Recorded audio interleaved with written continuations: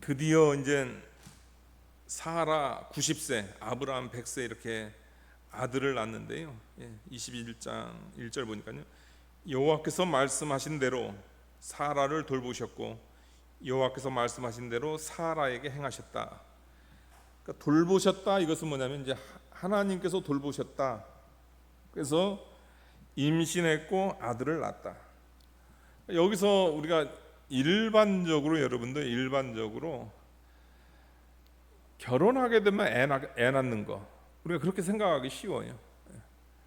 결혼하면 뭐 애 낳는 거지 이렇게 생각하는데, 근데 성경은 또 하나님은 뭐냐면요, 애 낳는 거는 자연적인 것이 아니다 이렇게 이야기하고 있습니다. 애 낳는 것은 뭐냐면 하나님께서 돌보시는 거다. 불신자들도 마찬가지입니다. 근데 진짜 그런 것 같아요, 여러분들. 어떤 사람은 하나 문제가 없는데도 애를 못 낳아요. 어떤 사람은 애 못 낳을 거다, 더 이상 애 못 낳는다고 의사가 이렇게 선고를 하거든요. 그런데 언제 보면 애가 나 있어요. 그러니까 애 낳는 거는 하나님의 섭리인 것을 알아야 됩니다. 그러니까 교만해도 안 돼요, 여러분들.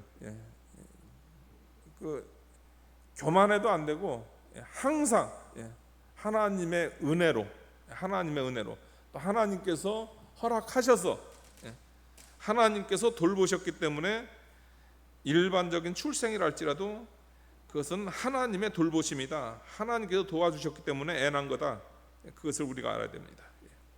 그런데 여기서 이제 이삭의 출생은 특별하다, 이제 그것을 이야기하고 있는 겁니다. 여호와께서 말씀하신 대로 사라를 돌보셨고, 여호와께서 말씀하신 대로 이렇게 했잖아요. 그 다음에 여호와께서 말씀하신 대로 사라에게 행하셨으며, 사라가 임신하여 하나님이 말씀하신 시기에, 그러니까 이삭의 출생은 이것은 일반 섭리에 의한 일반 출생이 아니고 일반적 출생을 초월한 하나님의 특별한 능력이다. 그러니까 자연법칙, 이 자연법칙도 하나님께서 이렇게 역사를 하시는데, 하나님께서 섭리하시는데요, 자연 출생도 하나님께서 섭리하시는데, 그러나 이삭의 출생은 하나님의 특별한 역사다, 이것을 이야기하고 있습니다. 그래서 약속대로, 말씀대로 이런 표현을 계속하고 있는 거죠. 그러니까 여기서 이삭의 출생을 통해서 이제 하나님께서 이야기하고 싶은 것은 뭐냐면, 여러분들 교회의 출생, 교회의 시작도 이와 같다, 이것을 이야기하고 있습니다. 그러니까 이삭의 탄생은 하나님의 교회가 어떻게 시작되고 또 유지해 나가는가, 그 일종의 모델이다, 이것을 이야기하고 있습니다. 그러니까 세상적인 거는 여러분들 일반적 하나님의 섭리에 의해서 되는 거예요, 여러분들. 애 낳는 것도 마찬가지고, 또 그 다음에 국가가 운영되는 것도 마찬가지고, 뭐 인간의 그런 그 삶의 여정도 마찬가지고, 일반적인 섭리입니다. 일반적인 섭리. 그러나 교회는 다릅니다. 여러분의 출생, 여러분의 영적 출생은 다르다는 거죠. 그 기원은 하나님께 있다. 하나님의 그 특별하신 능력에 의해서 교회가 생겨나는 거고, 하나님의 특별하신 능력에 의해서 여러분이 구원을 받는 거다, 이것을 이야기했습니다. 여러분, 어떻게 경수가 끊어진 사람이 애를 낳냔 말이에요.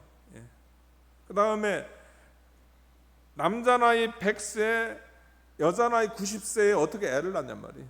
그러니까 이건 일반적인 것이 아니죠. 하나님의 특수한 그런 섭리 가운데서 약속의 자손이 낳고, 하나님의 교회도 하나님의 특별한 역사 가운데서 하나님의 교회가 시작이 되고 하나님의 교회가 유지가 된다. 그러니까 여러분들 교회 걱정하지 마세요. 요즘 보면은 한국 교회 걱정된다고. 걱정 안 하셔도 돼요, 여러분들. 한국 교회 걱정 안 하셔도 됩니다. 교회는 하나님께서 시작했고요, 하나님께서 유지하고요. 문제는 뭐냐면 한국 2세대가 문제인 거예요. 2세대가 걱정되는 거예요, 여러분들. 교회를 걱정하지 마시고 2세대를 걱정하시기 바랍니다.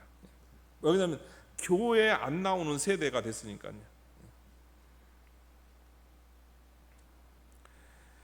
그 다음에 하나님께서 그 여기 2절에 또 말씀하는 것은 뭐냐면 사라가 임신하고 하나님 말씀하신 시기가 되어 노년에 이런 표현을 썼잖아요. 예. 노년의 아브라함에게. 예. 그러니까 여러분들 아브라함도 노년이고 사라도 노년입니다. 예. 그런데 하나님께서 역사하셔가지고 그 노년에 아이를 낳았어요. 이 노년이라는 건 또 보게 되면 5절 보면 아브라함이 그 아들 이삭이 그에게 태어날 때에 100세라 100세에 하나님께서 아들을 주셨어요. 그러니까 도저히 인간의 힘으로는 할 수 없는 노년이고, 그 다음에 사라는 경수가 끊어지고 아브라함은 100세고, 그러니까 인간이 할 수 없는 게 인간의 능력은 0이 됐습니다. 그랬을 때 우리 하나님은 뭐 어떻게 역사하면 100으로 역사하신 거죠. 예. 하나님 100으로 역사하세요. 예.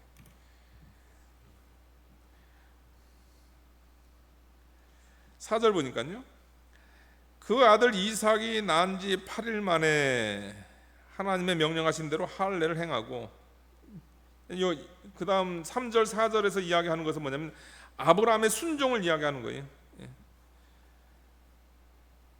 100세의 아들을 낳았습니다. 낳은 다음에 그 얼마나 기뻤겠어요. 그래가지고 자기가 자기 원하는 대로 이름을 지을 수도 있을 거 아니에요. 아주 귀한 이름, 특별한 이름. 그런데 하나님께서 정해놓은 이름이 있어요. 그 정해놓은 이름이 뭐냐면 이삭이에요. 이삭. 여러분, 이삭이라는 이름의 뜻이 뭐냐면 웃음입니다. 웃음이에요. 왜 웃었냐면요, 그 경수가 끊어져 가지고 이 사람들이 두 부부가 노년이었을 때 하나님께서 이제 그 천사를 보내 가지고 하나님께서 사라 내 몸에서 애가 날 거다 이렇게 얘기합니다. 그러니까 그 이야기 듣고 웃었어요. 그래가지고 애 이름이 웃음이 돼 버렸어요. 그래서 오늘날 따지면 이름은 이렇게 돼야 돼요. 너 아들 낳을 건데 앞으로 너 이시니까 이웃음 이렇게 져야 돼. 그럼 여러분들 지을 수 있어요?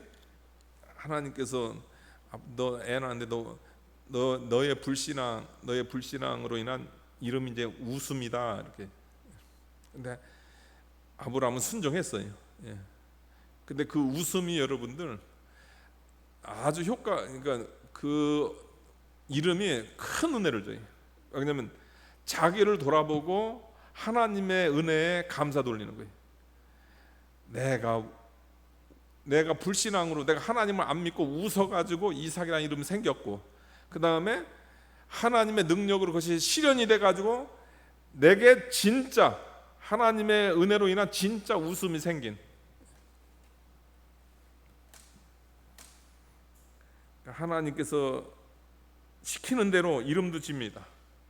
그 다음에 하나님께 시키는 대로 뭐라면 낳은 지 8일 만에 명령하신 대로 할례를 행합니다. 할례라는 건 여러분 잘 아시는 대로 남자 아이들의 그 표피를 잘라내는 겁니다. 여러분, 지금도 유대인들 같은 그걸 시행하고 있어요. 100세에 낳은 그 정말 눈에 넣어도 아프지 않은, 아깝지 않은, 예, 그 귀한 아들의 8살짜리, 아니 8살이 아니고 8일 된 애의 살을 벤다? 하나님 감사하긴 한데요, 요거는 안 하면 안 돼요. 이렇게 안 하면. 그런데 아브라함 어떻게 했어요? 하나님께서 명령하면은 인간의 감정, 인간의 인정, 그거 다 초월해가지고 어떻게 해요? 하나님께서 명령한 거는 무조건 행하는 겁니다. 아브라함의 순종. 이 시간 여러분에게도 명령합니다. 여러분이 하기 싫은 거 하나님께 명령하면 적당히 하면 안 됩니다. 여러분들, 아브라함 같이 완전히 해야 됩니다. 완전 순종. 하나님께서 이삭이라 이름 지니까 이름 주신가 이삭이라 이름 졌고, 할례를 행하라고 하니까 하나님 앞에 할례를 행했어요. 6절 보니까요, 사라가 이르되 하나님이 나를 웃게 하시니 듣는 자가 다 나와 함께 웃으리로다. 또 이르되 사라가 자식들을 젖먹이겠다고 누가 아브라함에게 말하였으려마는 아브라함의 노경에 내가 아들을 낳았도다. 하나님 말씀 그대로 이루어진 겁니다. 사라가 누가 이런 일을 말할 수 있겠는가? 그러니까 하나님의 역사에 대한 놀라움과 그 하나님의 역사에 대한 그 인정으로서 이런 표현을 한 거죠. 누가 이런 일을 말할 수 있겠는가? 인간의 생각으로는 전혀 예상할 수 없는 그 사건이, 도저히 인간의 힘으로서는 일어날 수 없는 그런 사건이 어떻게 되냐면 하나님의 능력으로, 하나님의 은혜로 됐다. 아브라함의 노경에 아들을 낳고, 그 다음에 사라 90세에 젖먹이는 90세 할머니가, 우리 장모님이 92세에 소천하셨는데 뭐 그냥 완전 기력이 세. 92세인데 완전 기력이 세. 애는 둘째치고 진짜 숨쉬기도 힘드시더라고요. 숨쉬기도 힘들어요. 근데 하나님께서 역사하신 거 어떻게 돼? 어떻게 이런 일이 일어나는가? 그러니까 일어난다니까요, 여러분들. 하나님께서 하시면 그런 일이 일어난다니까요. 이삭의 출생은 인간의 모든 가능성이 끊어진 자리에서 하나님의 약속과 은혜로 이삭이 탄생한 것과 마찬가지로 하나님의 교회의 탄생도 이와 같다, 이것을 이야기했습니다. 그러니까 이삭의 출생이든 또 교회의 탄생이든 또 여러분의 그 신앙의 그 삶이든 간에 인간의 가능성이 끊어져야 돼요. 그냥 제가 부족하지만 이렇게 살다 보니까 여러분들, 인간이란 존재가 어떤 존재인가 그걸 좀 이렇게 느끼게 되는데 뭐냐면요, 인간은 여러분들 예수 믿는 인간이라 할지라도 이게 성령으로 이렇게 주관이 되지 않으면요, 인간의 부패성은 여러분들 그 천 개 가운데서 999개가 아니야, 안 돼, 이거 아니야 하더라도 여러분들 하나의 가능성만 있으면 붙잡는 게 인간이에요. 여러분들, 이게 인간입니다. 그러니까 하나님께서 요구하는 것은 뭐냐면요, 인간의 것을 다 내려놔. 그럴 때 하나님께서 역사를 하거든요. 근데 인간의 것이 99.9가 완전히 더 이상 안 되는데도, 근데 인간이 의지할 수 있는 건덕지가 하나가 있어요. 그러면 하나님 의지하지 않아요. 의지할 수 있는 건덕지 하나, 그거 붙드는 게 인간입니다. 그만큼 인간의 그 육이 강해요. 다 죽게 생겼는데도 하나님 안 붙들어요. 하나님 안 붙들어.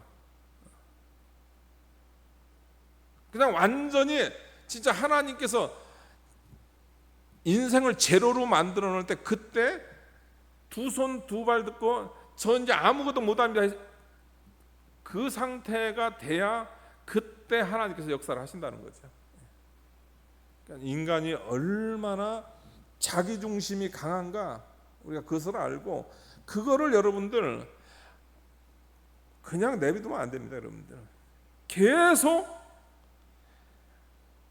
신앙으로 또 말씀으로 성령으로 나를 의지하는 것, 내 힘을 의지하는 것, 그걸 계속 그 배제를 시키면서 하나님을 의지하는 그 것으로 그걸 바꿀 때, 그게 바로 신앙인 거예요. 여러분들, 신앙이라는 게 다른 게 신앙이 아닙니다. 내 힘 의지하는 거를 계속 배제하면서 하나님 의지하는 거로 바꾸는 거, 그게 신앙생활이다, 이것을 이야기하고 있습니다. 하나님의 은혜, 인간의 모든 가능성이 끊어진 자리에 하나님의 약속과 은혜로 교회도 탄생하고 여러분의 신앙도 그 건강한 신앙으로 자리를 잡는다. 이것을 우리가 이 말씀을 통해서 좀 깨달을 필요가 있습니다. 기도하시겠습니다.